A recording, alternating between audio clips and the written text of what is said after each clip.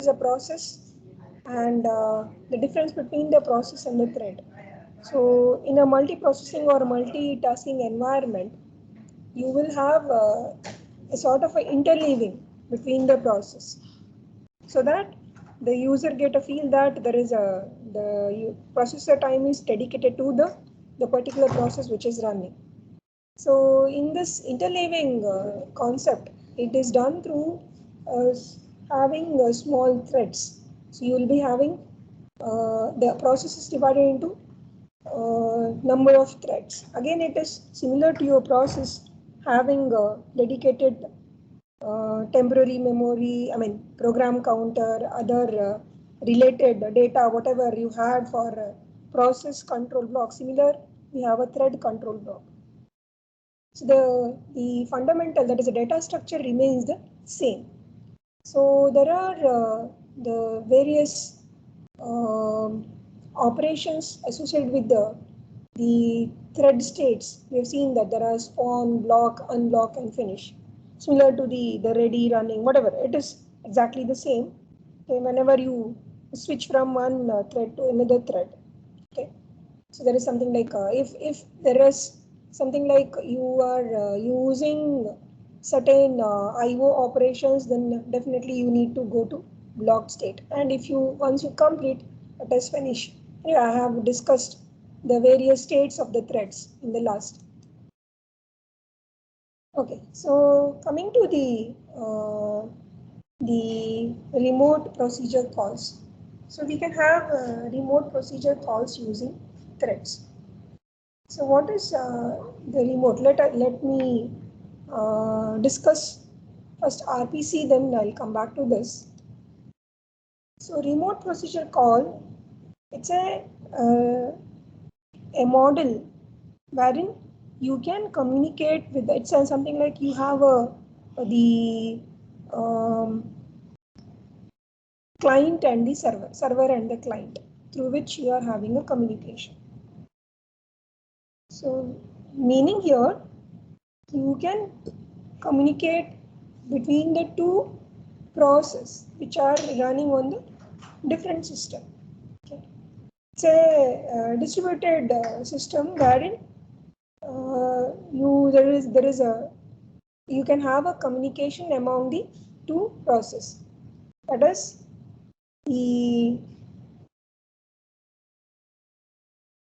it's a conventional procedure calling, so that the call procedure need not exist in the same address space. So normally whenever you have any procedure or any process, there will be an address given because it is having a set of instructions or the program. So the called procedure need not exist in the same address space as the calling procedure. Okay. So that is the which you call it as a, that is the reason you call it as a remote procedure call. So normally in the main program you call a function, right?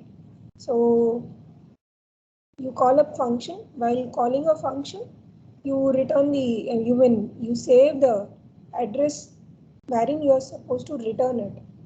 In a similar way, we have a remote procedure call. The basic sequence of operations which you have it will be the same as the function call.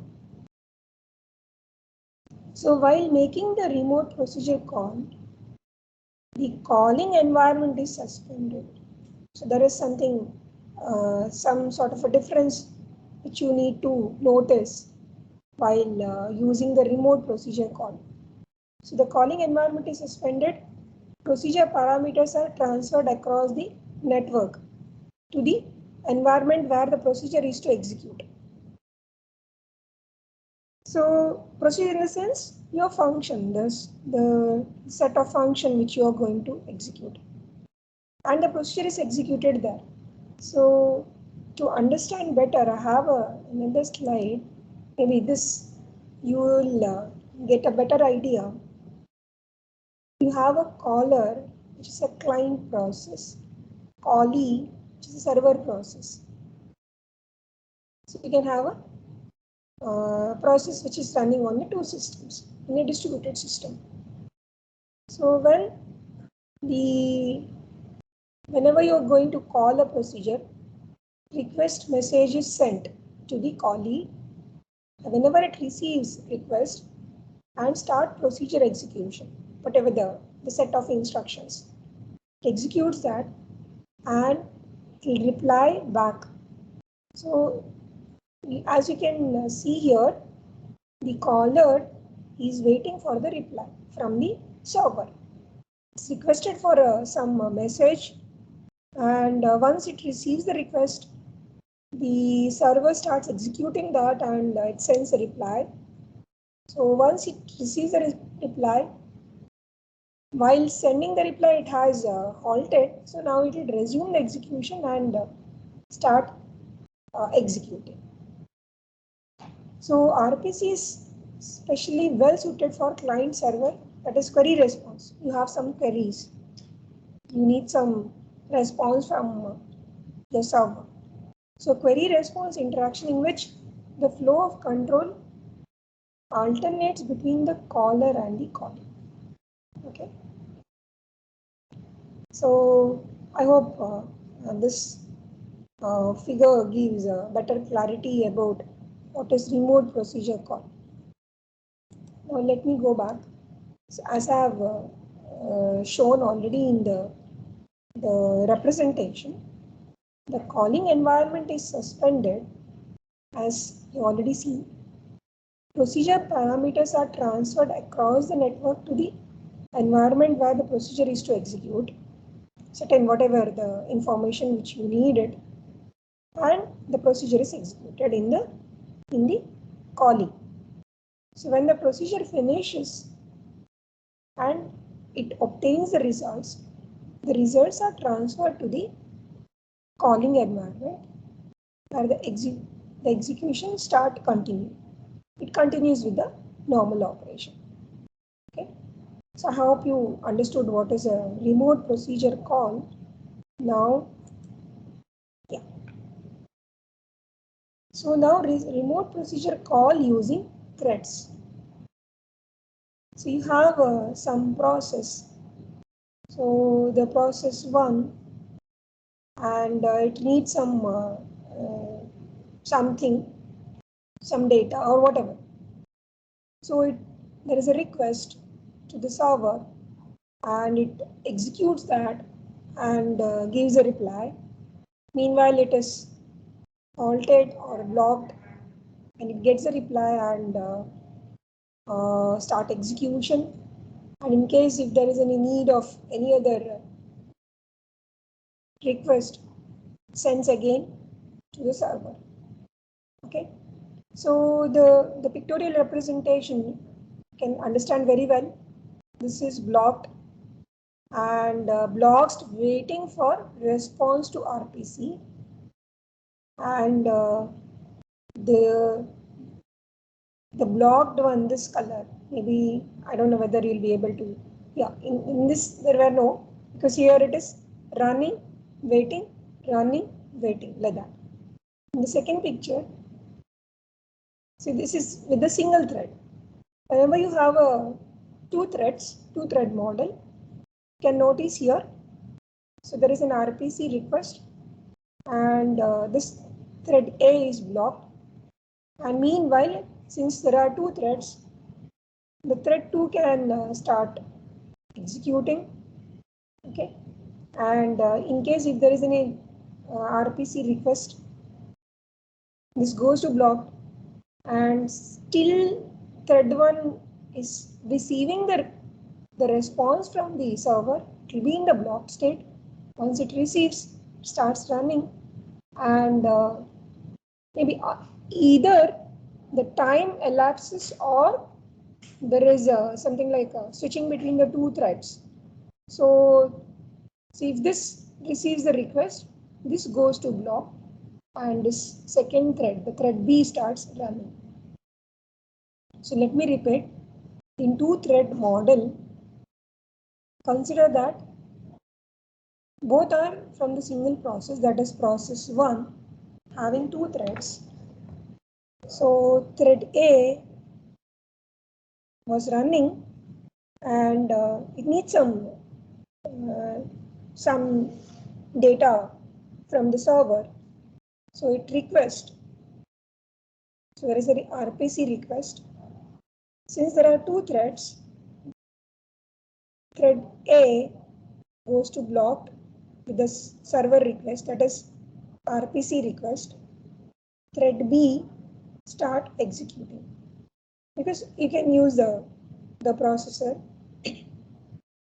So thread B starts executing, and thread B request for some data from the server. It goes to blocked, and in case in between thread A receives the response from the server, it can start executing.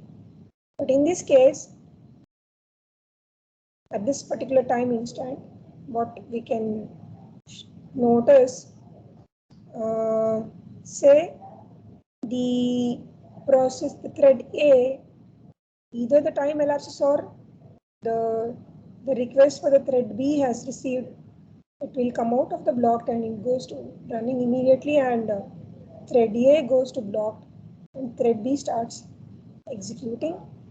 And since if it has not finished, thread A start continuing. Okay, so this is just a random example shown how the remote procedure calls are used in the single thread model and the two thread model. Yeah, so I have explained.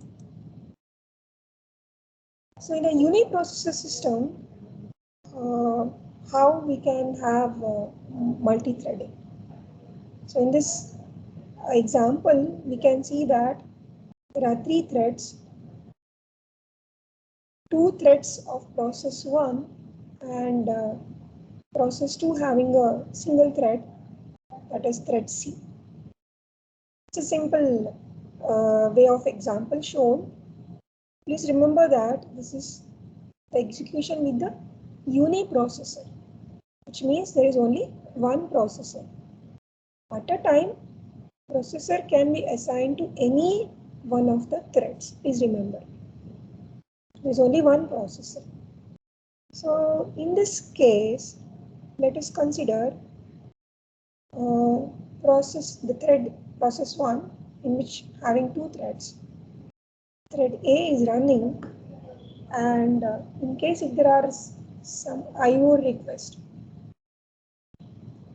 by the thread A, thread B was in the ready list.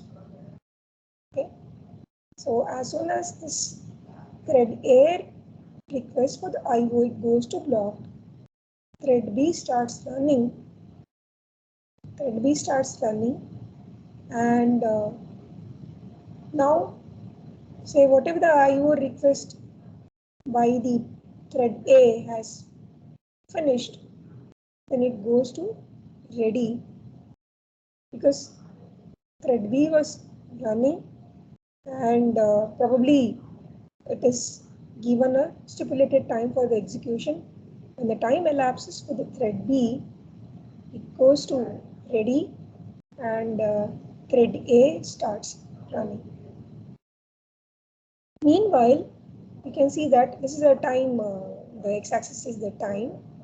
So a certain instant of time, process 2 was created and it is available in the ready.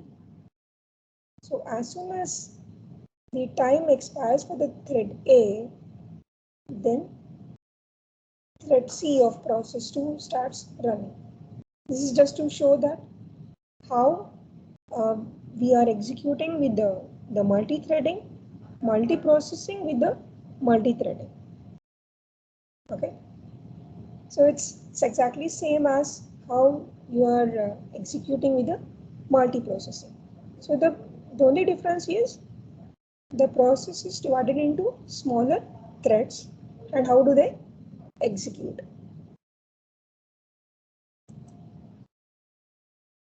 Again, in the threads execution, you can have either in the user space, that is the memory given for the user space, or in the kernel space, the kernel levels. As I already discussed about the microkernel and the monolithic kernel. So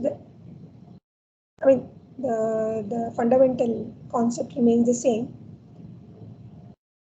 So you have user level and kernel level threads. So this figure A shows it's a pure user level thread. There's no switching between the kernel space. You have whatever the process given with the multiple threads, and the thread execution happens as usual with the whatever the time allotted or due to any other sort of a priority assigned with the scheduler. And this process, the figure B shows it's a pure kernel level threads. You're having a process which is running. In this case, this is a process. This is a process. So threads are executed in the user space. And here the process created and the threads are executing in the kernel space. You can have combination of that.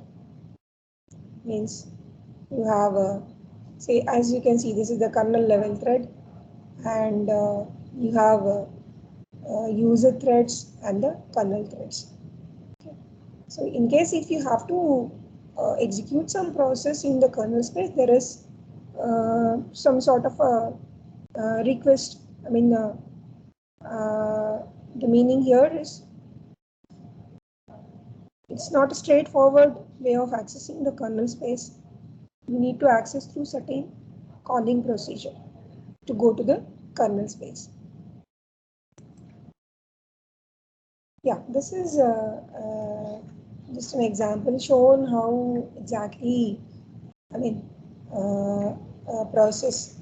Here we have given one process, process B, and this process B is given with the two threads of execution. How do they shift? It's just simple way of showing that whenever we have multiple threads in a process, how do we show the process states, the representation of the process states? As we know very well, any process in general, in a basic format, we give it with the 3 states, excluding the other states which I have already discussed. We have discussed on the 2-state model, 3-state, 5-state, 6 states, etc. Forget about those things for the time being. The basic model of process execution, any in general. So these 3 are very essential. That is ready, running, and blocked.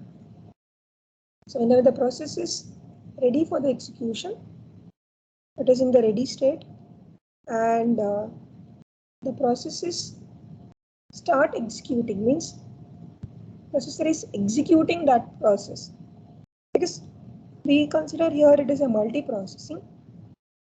So in a multiprocessing environment, whichever the process is executing, that is called as a running, and in case there are some IO request, it goes to blocked. It goes to blocked state. So yeah, so here for the consider we have a process B, and given with the 2 threads of execution. So we have exactly the same. Whenever the process is created, you have the various data structures, control blocks, etc. for the process as well as for the thread. Consider thread 2 is running. Thread 2 is running, and thread 1 is there, of course, in the ready. So now, since thread 2 is running, you show that process is running. Okay, I cannot put it as a ready because one of the thread of process is running. So the process state is run. Okay, but now within the process, now say you need to, the process, the thread to need some, what do you call, IO request. Thread 2 was running, it needs some IO request, then definitely it has to go to block.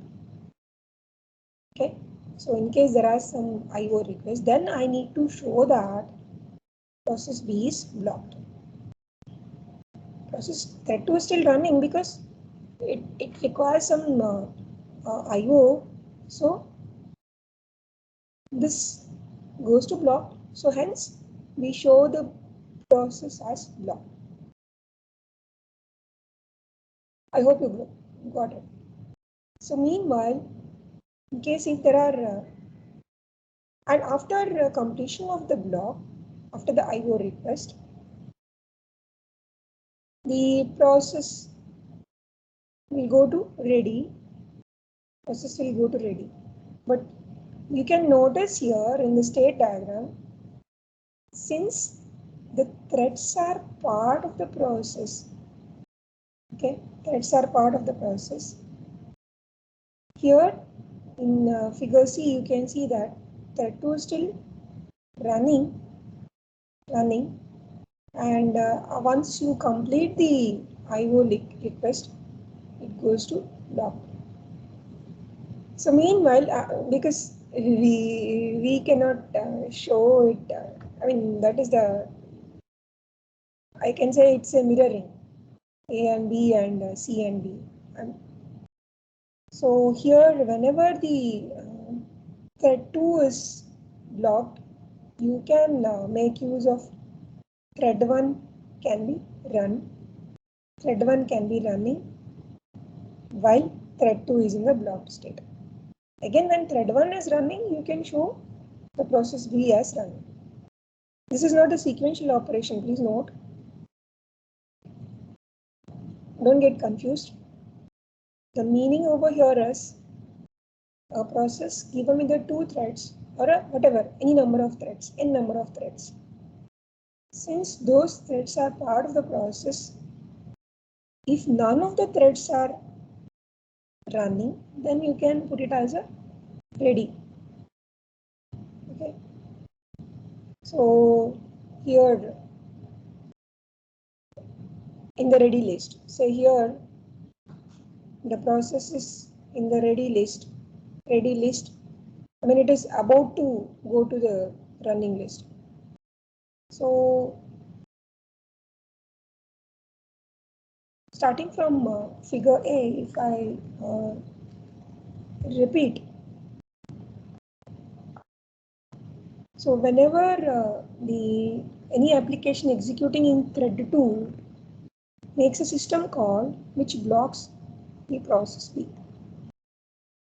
So whenever the IO call is made, which causes control to transfer to the kernel. The control is transferred to the kernel. The kernel invokes the IO action, which places the process B in the blocked state. In only that case. And meanwhile, it switches to another process. So thread 2 of a process B is still in the running state.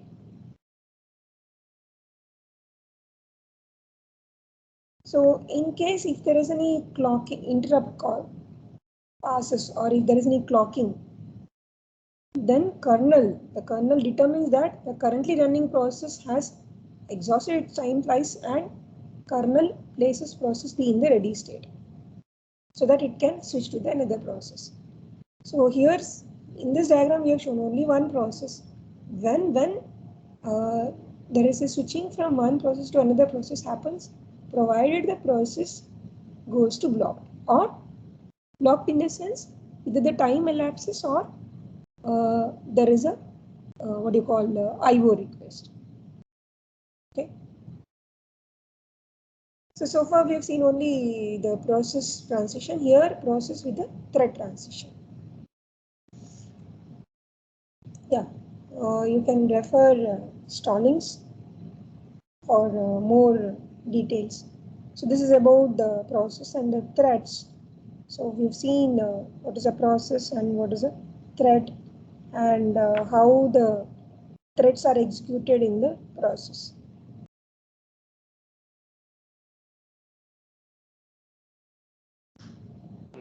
Ma'am, I have one doubt. Yeah. Ma'am, can a processor, a single processor or a core can execute through two threads in a single core parallelly? Single core, two A process? single, yes, ma'am. A single core processor, can it execute two threads in one go? No. It's some sort of, that's what I've shown in one of the slides. See, I mean here it is a uniprocessor. How exactly it happens? It cannot in a timeline diagram. Can you notice this? That Because is, it's a yeah, ma'am. single core. It's a uniprocessor. There are multiple threads. At a time is a time, right? Only one thread can execute at a time. There will be a sort of an interleaving happens. So with that you get a feel that there is a parallel running. Are you convinced?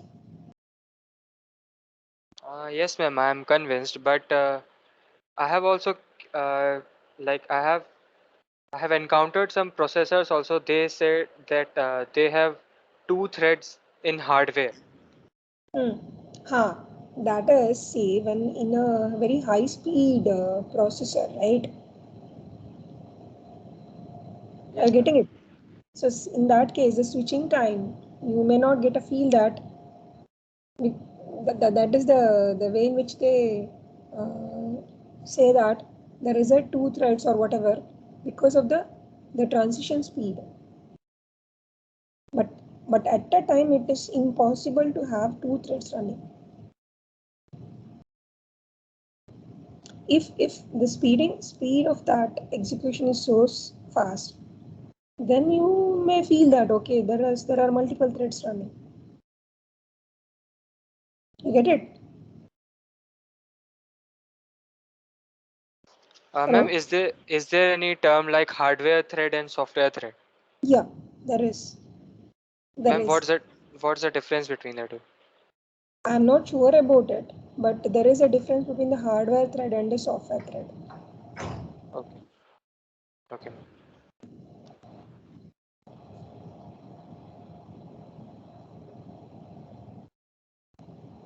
Any other?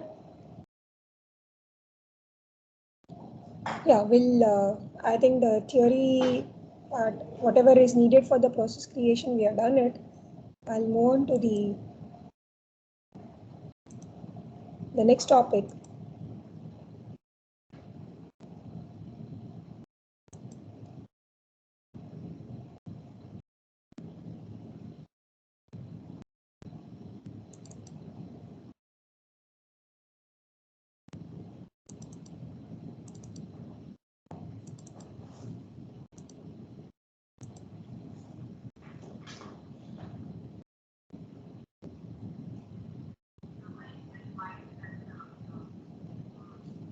Can you see the slides? Hello? Is the slides Yes, visible? ma'am. Yeah. So we shall start with the real-time operating system. As I've already mentioned, we will be discussing on RTX, the real-time executive, which is designed by specifically for the ARM processors. Like I mean, it's a ARM 9, ARM Cortex, etc. So what is real-time kernel? So far we have seen what is a kernel. What is a real-time kernel? So as you know that the general purpose operating system has got set of services which is designed for the general purpose processes, and there are some operating systems which are designed for the real-time systems or real-time embedded systems because the timing is crucial. Maybe most of you have gone through the real-time systems as one of the elective. You may have idea that In that, the deadline, that is completion of deadline, which is a very, you want to get the results in a deterministic way. Yes, there is a, whenever you want the results at that particular instant, right? So you're completing the deadline or the obtaining the results on the desired time is very crucial. So, time management is very critical in the real-time operating systems. Maybe you have other services as well as you have listed for the general purpose operating systems.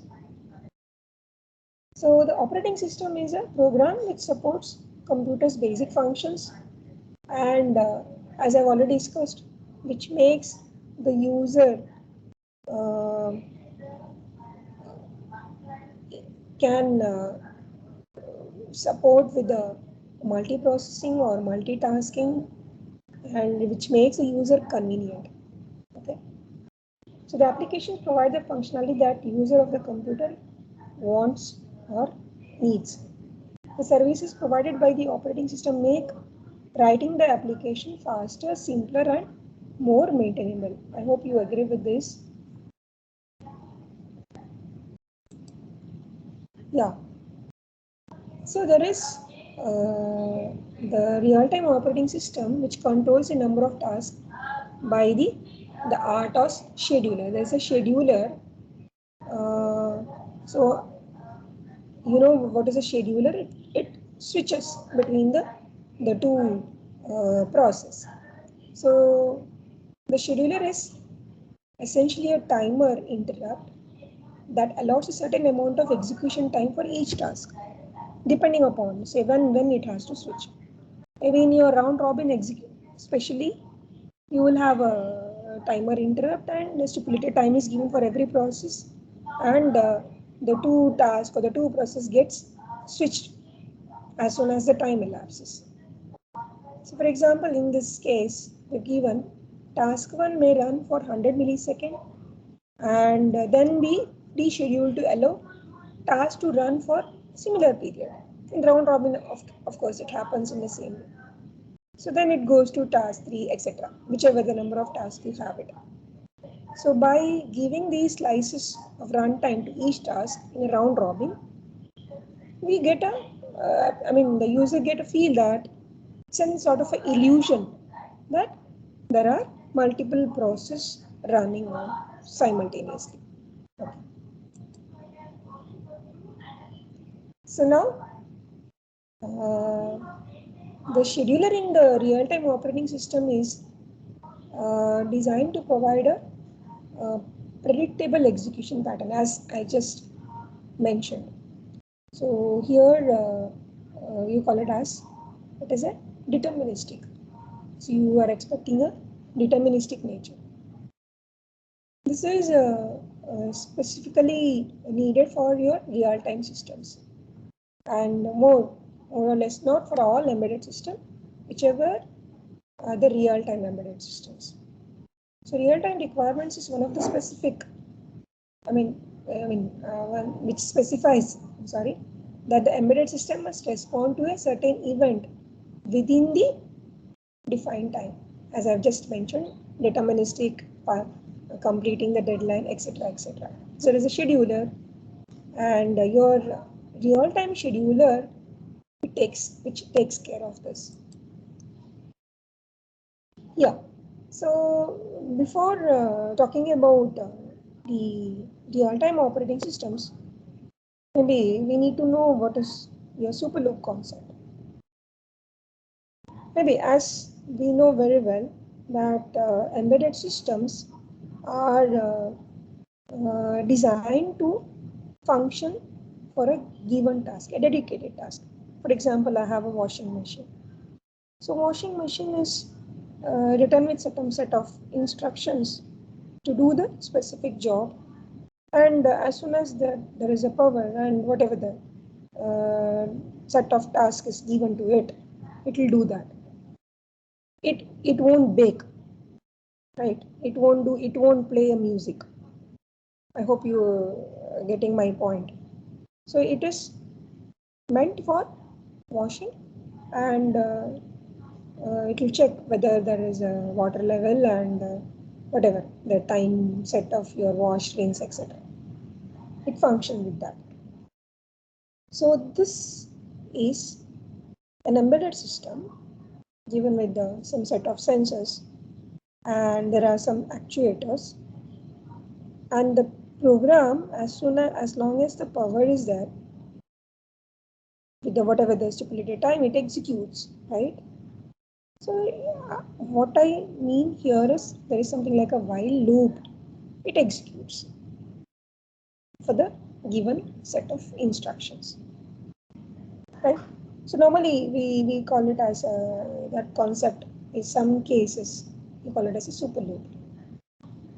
So super loop, I mean, I may not need any operating system for it, because it's a simple program. I just have to execute it throughout. So until there is any failure, maybe you may have some sort of interrupts in the case. In the super loop concepts, it will support certain interrupts, maybe external interrupts, software, hardware, etc. Be provided with certain interrupts, it can support those. But there are certain disadvantages of the super loop concepts. I mean, why we are interested.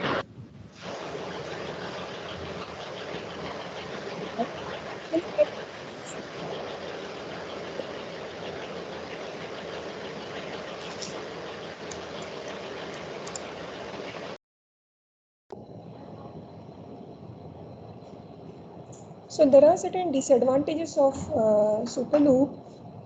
That is, time critical operations must be processed within the interrupts. So you need to have certain interrupts. It may cause certain delay in the execution. So if there are some different variable timing, so that may lead to more latency, and you may not come out with the expected results with the defined deadlines. Okay. So ISR nesting may create unpredictable execution time and stack requirements. You need certain memory, the space for the interrupt service.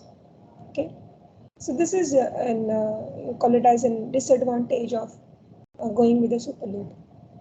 And also the data exchange between the super loop and ISR is through the global shared variables. You will have certain set of shared variables through which you may have to have an exchange of execution. So application programmer must ensure data consistency. So you should know that there is a consistency in the variable which you have already defined. So that is what is needed for the super loop. Also, a super loop can be easily synchronized with the system timer, but I have listed with the pros and cons, right? But if a system requires several different, as I just mentioned, if the variable cycle times, which may be hard to implement, implementation may be hard. Okay. So split of time consuming functions that exceed super loop cycle. So if you keep on, then it will exceed the timings. So it creates a software overhead because there will be switching time and saving time, coming back, all those things. So this will become hard to understand. So the super loop applications become complex and therefore hard to extend. So simple change may have unpredictable side effects. Such side effects are time consuming to analyze. Okay. So these are some of the disadvantages of super loop, which are solved by using real-time operating system. Okay, I listed some of the disadvantages of having super loop. Okay, claiming that these are overcome through the RTOS. Okay. So in this, you will have some sort of a hardware time. There is a hardware time used to provide the time reference. Each time we switch running task, whenever there's a task switching happens, RTOS saves the state of all the task variables to the stack memory and also stores the runtime information about the task which is running in a task control block. You have a task control block for each task created. And of course, there is a context switch time. There is this switching between the two tasks. Whenever there is a switch happens from one task to another task. Please note that the task or the process is the same in our case, maybe in some concepts. So for general purpose operating system, they call it as a process. And real-time operating system, they call it as a task. But it's one and the same as far as the execution concerned. So there is a switch time between the task which is running and ready and locked, etc. So whenever there is a switching happens, you call it as a context switch time. It is a time to save the current task state and load the task which is going to start running. So this crucial value depends on both RTOS kernel and the design of your hardware, the hardware design. What clocking speed it is able to, because I cannot have a software on top of any hardware which is unable to run it, right? So you need to ensure that the hardware also is sufficiently, it's good enough to execute whatever the software which you have loaded on top of it. Okay, so what I mean here is it depends on your kernel and the hardware. Okay.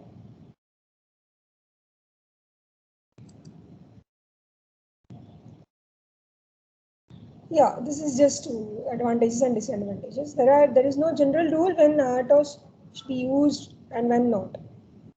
Is neither.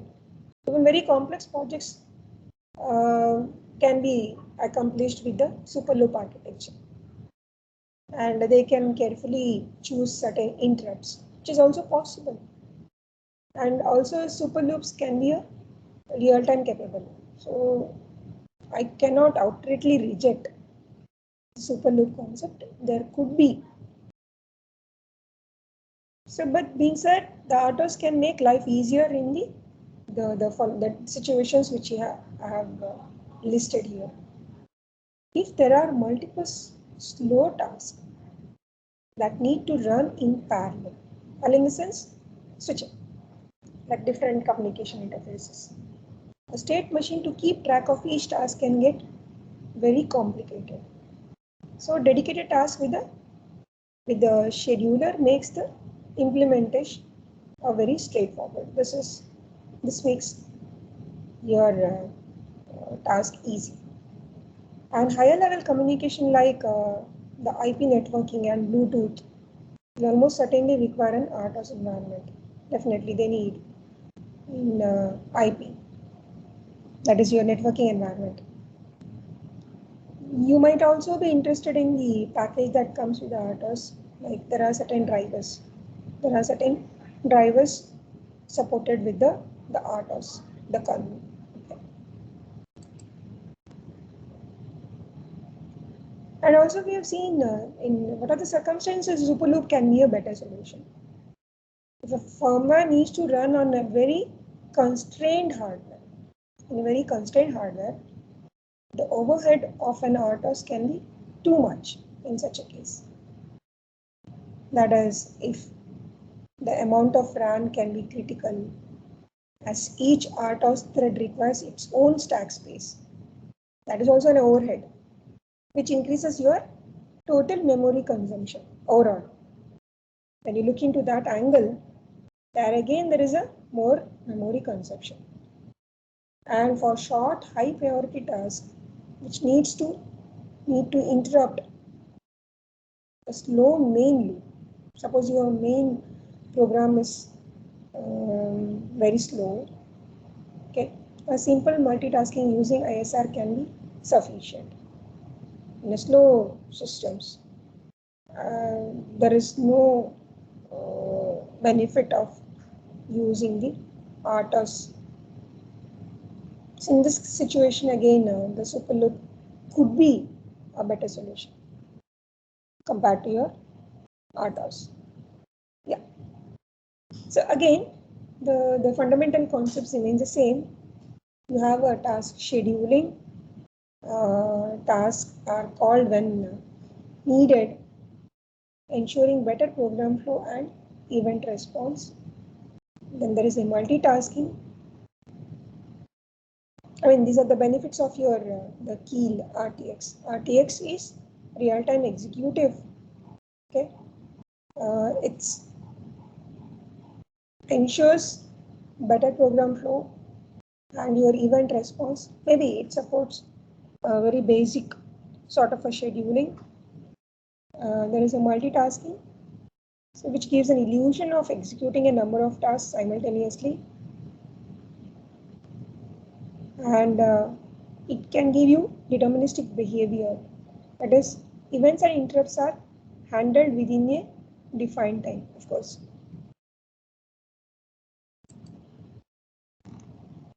Also, you have shorter interrupt service routines, intertask communication. Anyway, we are going to discuss on this, how we can have sort of a communication among the multiple tasks. And defined stack usage. Each task is allocated a defined stack space, enabling you need to know that, okay, what is the amount of space is reserved for every task. So there is a, so it's creates in advance what is the memory allocated for the task. Whenever the task is created, it will come out with all those, with the task ID, task control block with all the informations, etc., etc. The system management, which allows you to focus on application development rather than resource management. Yeah, this is an added benefit. So we'll start with the, I'm just going on because it is just theoretical discussions. So developing with an RTOS. So anyway, there is nothing to discuss. Okay, RTX, it's a kernel,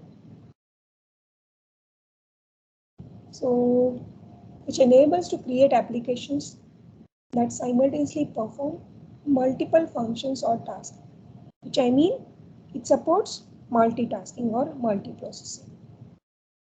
So this is very useful in embedded system applications. You can make certain real-time execution with some number of scheduling, and you can maintain it, and some timing issues can be solved. So it's RTOS enables flexible scheduling and also system resources like your CPU, memory, and communication among the tasks. So this is a powerful RTOS which can be used in the microcontrollers based on ARM7. ARM7, not simple TDMI, ARM9, ARM Cortex as well. Because the one which, yeah, here it's listed, ARM Cortex M3, M0, M1, M4, Cortex R4.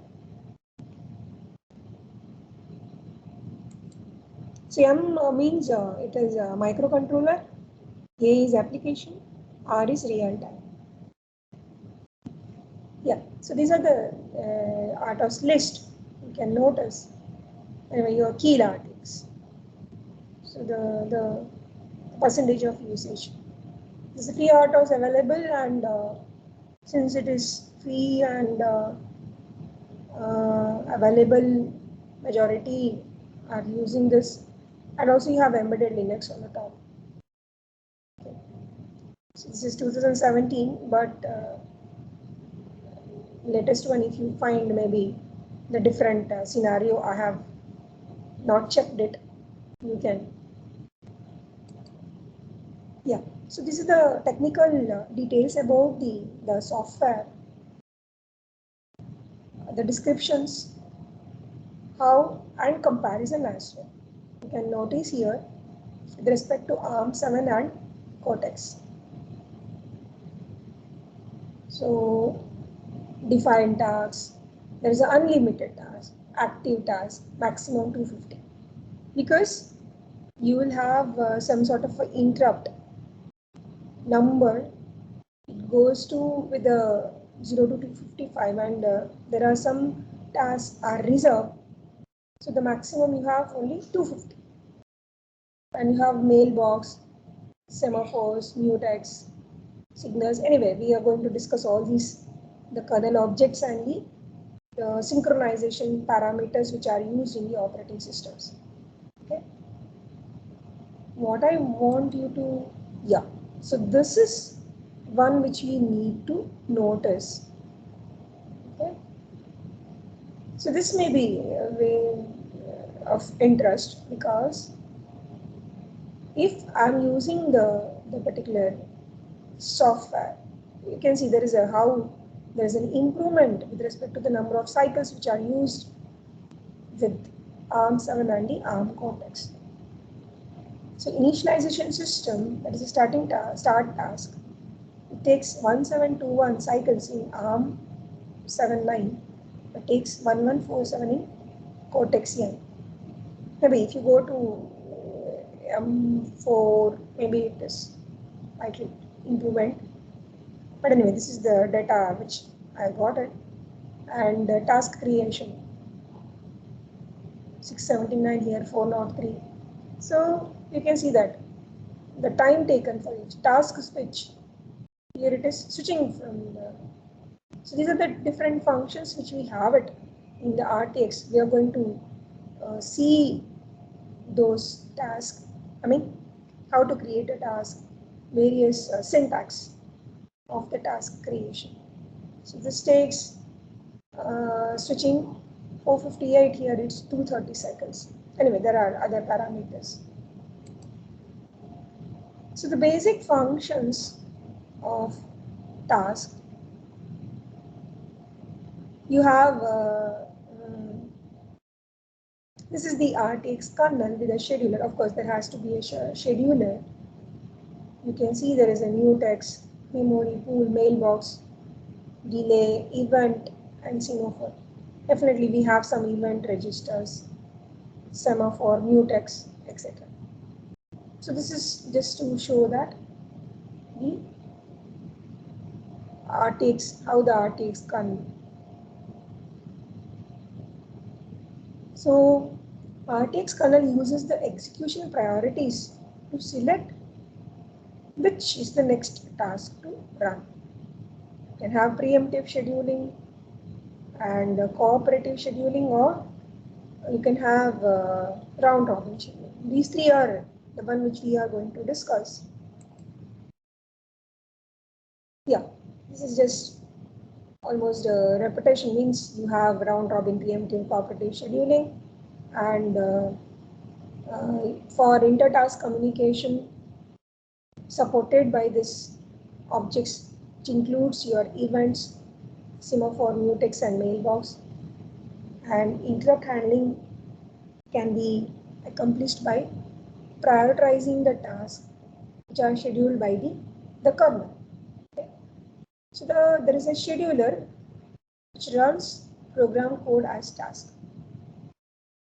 Additional to this RTOS services, you have a time and memory management and interrupt services.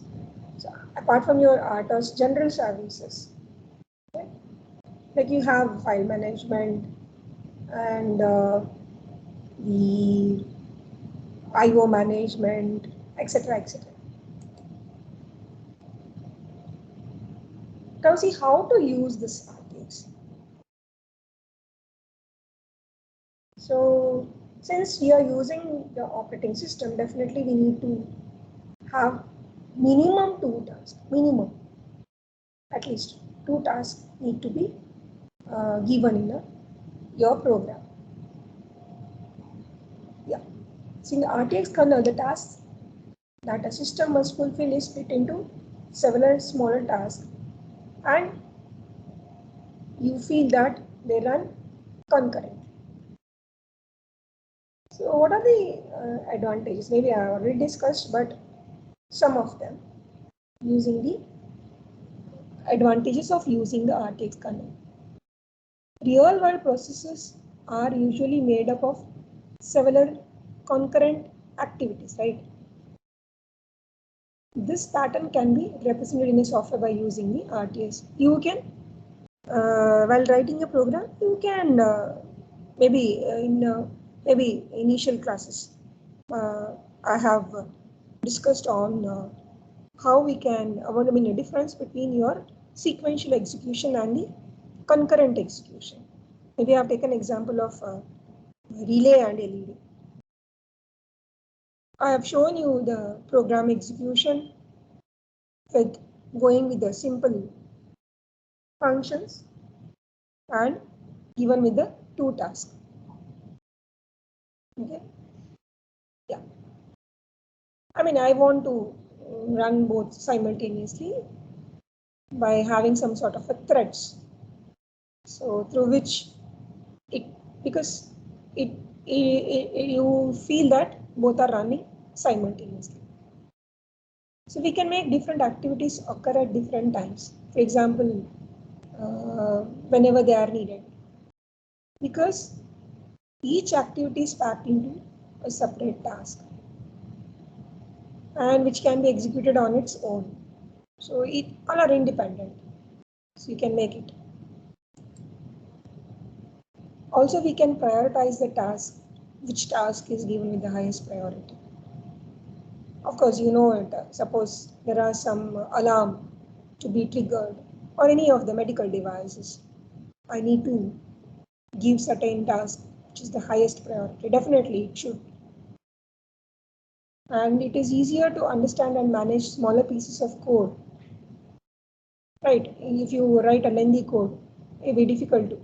But here you will, maybe 1 or 2 example, if I show it, then of course it is almost in a similar way you can write any of the program.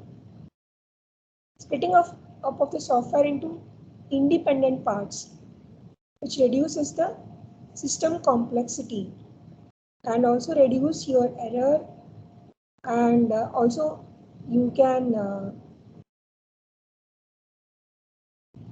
even help in testing, because whenever I have a smaller codes, it is easy to debug and find out if there are any errors, which is possible through this. Of course it is possible, but here you make it, it's a very simple way of writing the code.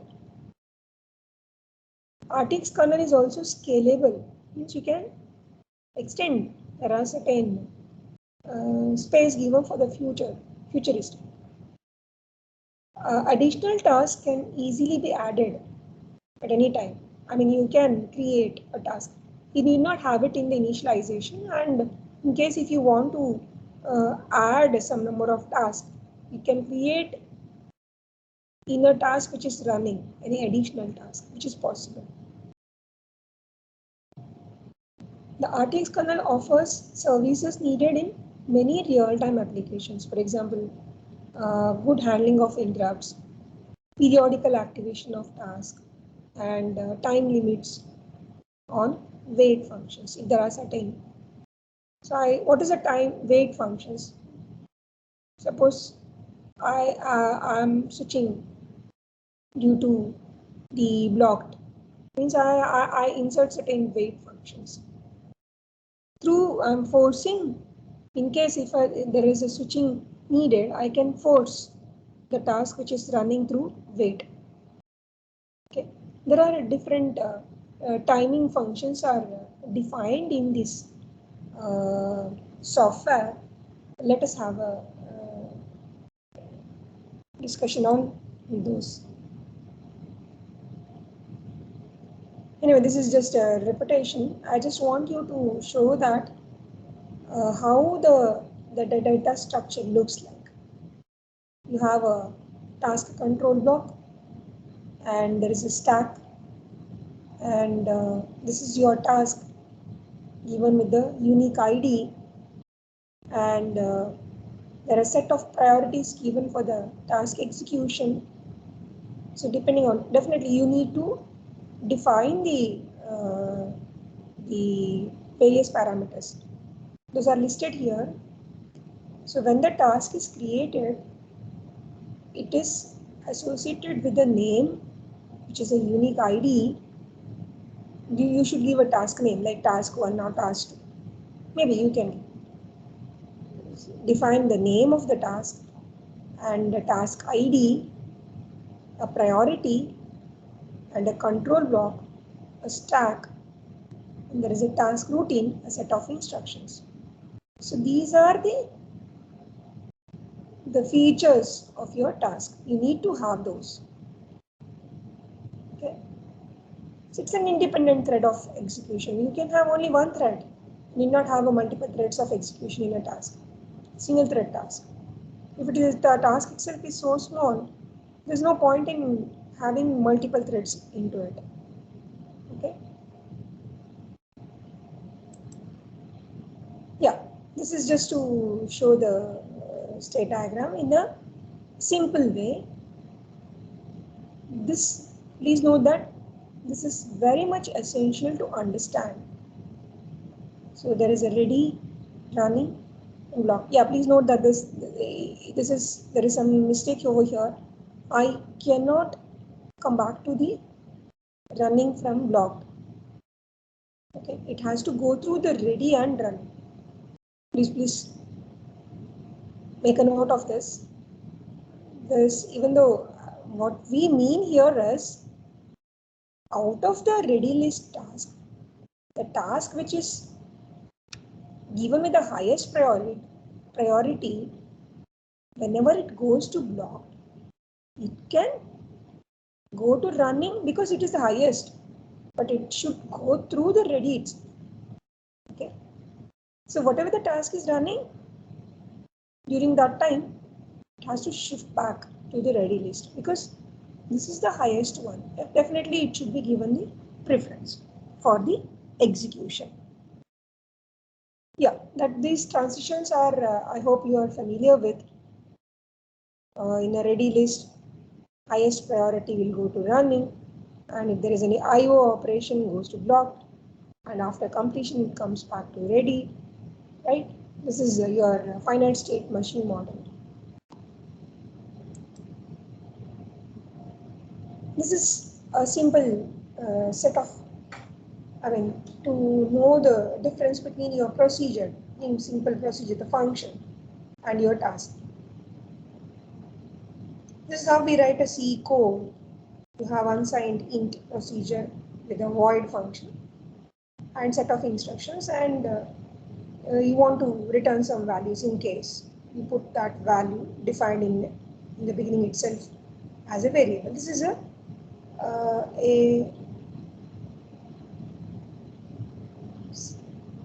set of pseudo coding for a procedure. You can notice how the task is written. Yeah, please notice that the RTX will be able to understand that your operating system is able to understand it is a task by having a syntax like underscore task. You have to have this, okay, underscore task, void task, void. And you will have some sort of a for loop or the while loop. Definitely you need to. And you can put some certain set of instructions within it. This is how the task is written. Okay. So each task runs in an endless loop. the task itself may be started by other task. You can start. You yourself need not start. The task can be started by somebody, some other task. Okay. So yeah, this. So Arta's task must contain an endless loop so that it never terminates and thus runs forever. This is just to show that the difference between your simple procedure and the task. Okay. So task will have this statement underscore task void task. Okay. The statement you have to have whenever any task is created. Then only the kernel is able to understand there is a task. Okay. Anyway, this I will have shown here that is a C function with the keyword. This is a keyword underscore task should be added to the function prototype. You need to add this to the function prototype. This keyword tells the compiler, okay, not to add the function entry and exit code. Okay, this normally manage your native stack. Whenever the task is created, it will create its own stack memory for the same with the task control block. Okay. Yeah, starting with the RTX. So simple.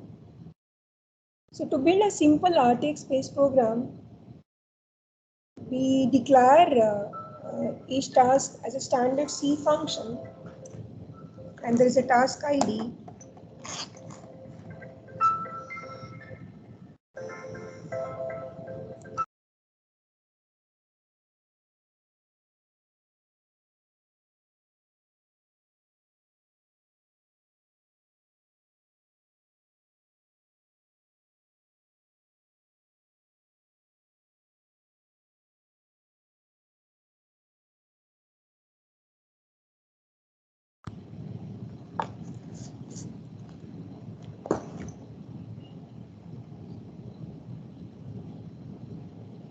Yeah, I'm sorry. So to build a simple RTX program, we have these declarations underscore task void task 1. Since supposing you have two tasks, task 1, task 2, and you define the IDs, task ID, for which there is a OS underscore task ID for that set of tasks. This is also, you need to have it in your code. Task 1, ID 1, ID 2. So what is the ID for those tasks? Okay. So let us see how you manage the various tasks. Task management. There are certain APIs. So you need to have initialization function. The syntax would be like this. You have void os underscore sys underscore init void with this pointer as a task. Anyway, when I write the action code, you get to know what is this task 1 or whatever the task void. So this function initializes and starts the RTX. So the argument points to the task function to start after the kernel is initialized. Okay, which points. So by given with the default priority. So gives a task as a default priority of 1. But anyway, we need to give certain priority. So when you look into the RTX, you get to know, say in some of the operating systems, supposing you have a 8-bit is assigned for the priority, in which case you will have 0 to 255. And some of the operating systems say that 0 is the highest and 255 is the least. And some operating system says that 255 is the highest and 0 is the least. Okay, vice versa, depending upon the operating system. Okay, yeah.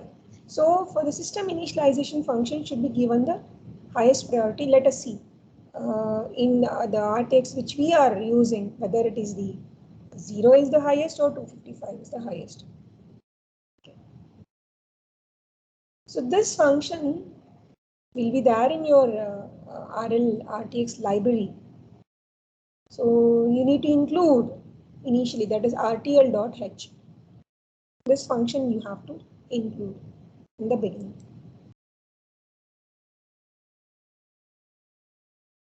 As well, I've shown you the initialization task. This is about the creating the task. We need to create certain tasks.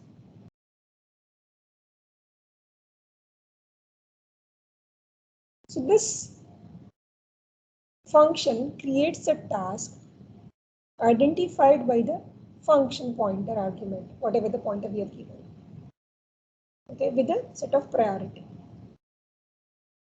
Okay, so the default priority is again 1. Maybe we shall see what is the priority need to be given for those tasks. But this syntax we will be using, that is OS_TID. You can give here, or in case if you define as a separate, what is the ID for this particular task? OS_task_create with the whatever the set of parameters you are defined within the parenthesis.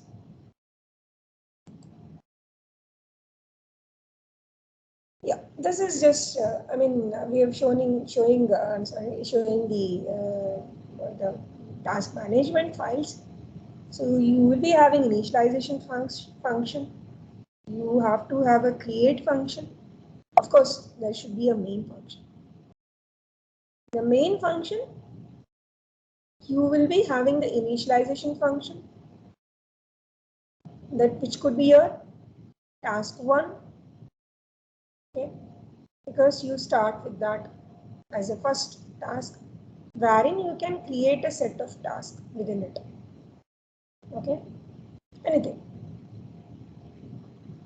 And this is just to show that if you have some specific hardware requirements over which you can have some set of statements in your main code.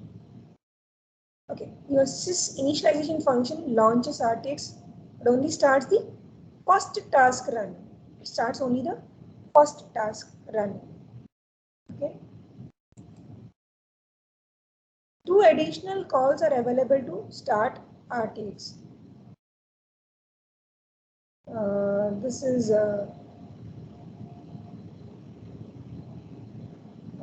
available to this. Say you can have, you need to give the priority to the task. So either you define in this way, that is OS_sys_init_priority for the task, whatever you have named here, task 1, what is the priority you are going to assign. Okay, or we can start RTOS and create a task with the user defined priority. That is, this is with the you are setting certain priority for the task. And another thing is, it starts with the user defined priority, init_user for the particular task, and you can assign certain size of the stack with the address. Okay. So these are the additional features. Anyway, we shall see. There are different way of giving the initialization function. So we've seen that whenever a task is created, how we are going to create a task. So we need to give certain task IDs. So this is mandatory object, that is OS underscore TID, with the IDs for the set of tasks which you are defining. And yeah, so this we can see that in a task 1, considering it is my initialization task, in which I am creating the two more tasks with the ID. So ID2 is for task 2. You're creating it with the priority as a 10. This is the priority given for the task 2. Similarly, you're creating the task 3 with the ID, and this is the priority given. Once you do so, this task can be deleted. Self in the sense, I'm deleting the task 1 because I already created the task. I don't want to waste the space of in a memory space, so I can delete this task. Okay, so the task creating, the task which I have used for creating the task can be deleted. So this functions will delete the task. Okay, so task create function which launches or creates the various tasks with a set of priority with the whatever the name is assigned to it. And also it is possible to pass parameter to the task on startup. Okay, so you can say, for example, this is the ID of the task is equal to create underscore x, means what parameter you are going to give it to the task.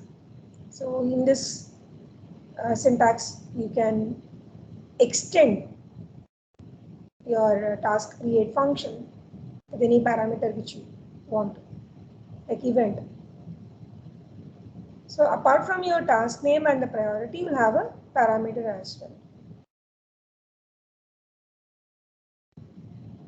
Yeah, as I have mentioned, whenever the task is created, you will be given with the task control block and the stack memory for that particular task. Will be a memory reserved for the task. So there is a temporary memory assigned to the task for storing data during your context switching, right? So because whenever there is a switching between the tasks, definitely it needs to save the information of the task which is going to switch, right? So that will be there in the stack memory. You need to define. So this is way in which you can define the stack size in certain variables. This is an additional feature which we have it in the RTX.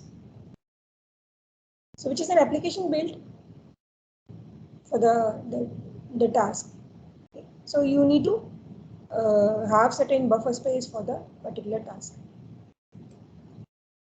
Yeah. The same thing I have given. I mean, how you can extend your task creation is these are the things. It is not mandatory. I need just have to have the minimum requirement is task ID, task name, and priority. Okay, please remember that is essential whenever you create any task. But these are the additional features which we can have it. Task ID, create underscore user. You have a task name, priority, stack, the address space and the size of. Okay, this is how you can define the task. Also, you can have a parameter, as I already mentioned. So this how you can put your task for the creation. So OS underscore task underscore create underscore user underscore x ex with a set of features. Yeah, we have seen what is a task and how the task is going to create through the RTX. I'll stop here. In case there are any doubts, please ask. I just went on because it's more or less theory today.